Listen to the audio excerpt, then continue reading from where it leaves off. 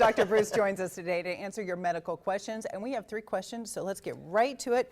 First question, are there any early warning signs for an SAH brain hemorrhage? A close family member had this happen out of the blue a few years ago. Is there anything to do differently? This person is in good health and doesn't drink or smoke. Are there specific causes, Dr. B?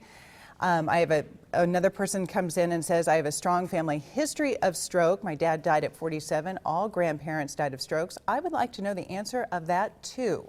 So what do you think? A really important area, and it's a difficult one. If you look at the idea of what is a stroke, it is essentially a blood clot coming into the brain, usually from the heart, occasionally from the lung. And so in this case, you don't have a lot of warning signs.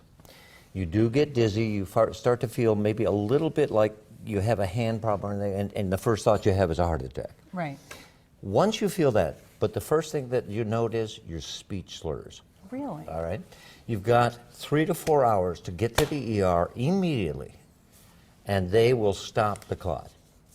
All right? And the ERs here in this town, right now, the trauma centers are the place where you want to go and get it started, because we can essentially stop that stroke in the first 3 hours. So what's the feeling?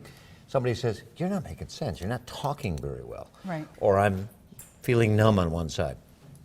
Go. What about all right, a headache? now take 2 aspirin before you go. If you got them in your pocket, or if you got them there, take them. If you don't, head. All right, what's the reason it happens? Well, the most common in older folk is atrial fibrillation.